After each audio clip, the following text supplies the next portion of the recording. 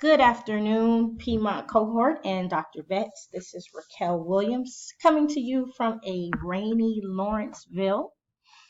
The topic I chose to focus on for assignment 7 is on student engagement, and the title is Where Student, Teacher, and Content Meet, Student Engagement in the Secondary School Classroom.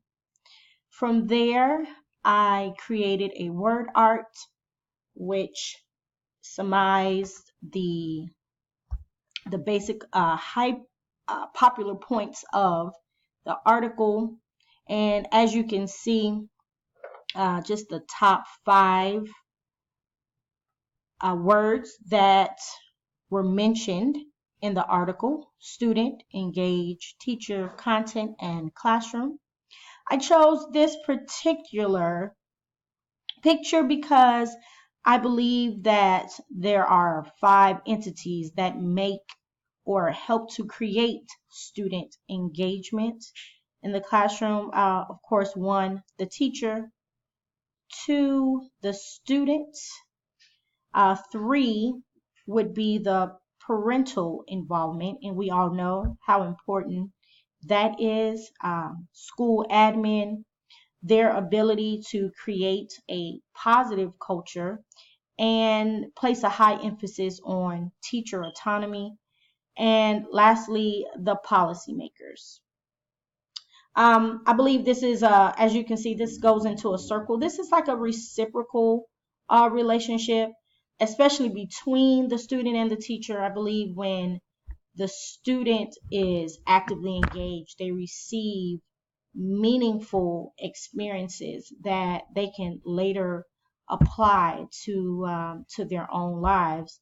And of course, it's it helps the teacher it's almost like a rejuvenation when they see that the students are engaged in their classroom. It's like a driving force for them. It motivates them as well to create more, to do more in their classroom. This topic resonates with me because I am constantly searching for ways to improve student engagement in my classroom. It's a top priority for my classroom because it helps to create those meaningful learning experiences through an increased level of focus and critical thinking. I believe the author's intent in this particular article is to examine the causes of decreased student engagement and to provide solutions on how to increase it in the secondary classroom. The authors appear to speak from a past and personal yet objective point of view as former teachers in the secondary setting. They say that student engagement is found in 3 particular areas, especially at the high school level: relationship, relevance, and teacher expertise. And this also refers to teacher pedagogy. The idea of student ownership, an adult who positively impacts their life, and a connection to the content is a win-win for both student and teacher. If students can formulate their own opinion, think critically on a topic, and it's connected to their life, then you have achieved student engagement in your classroom. I believe students want to feel heard, and they want to know where they fit in the world. If a teacher can successfully tap into those needs, then you've created, again, an engaging environment no matter the subject area.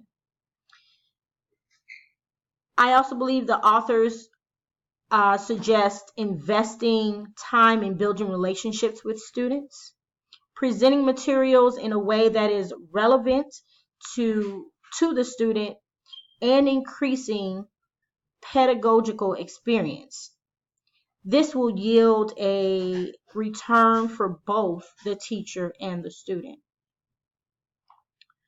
Lastly, the article particularly relates to a couple of our readings from this course, which address the main points. So once again, relationship, relevance, and increased pedagogy.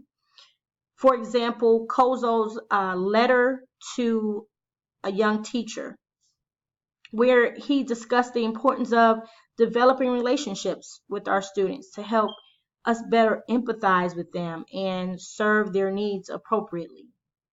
Likewise, in the article, what can we learn from Finland's successful school reform? This article focused on the importance of employing teachers who are experts in their field and who look forward to increasing their pedagogy to take back to their classrooms. Lastly, I believe the more a student perceives the content of a class to be relevant to them personally, the more likely they are to be engaged by it. This includes their current interest, their future goals, and their identity. An example I use to engage my students is on a particularly difficult topic, and that's projectile motion within the quadratic topic. So, for instance, I may use a soccer ball because I have a high population of Hispanics who engage in playing soccer a lot.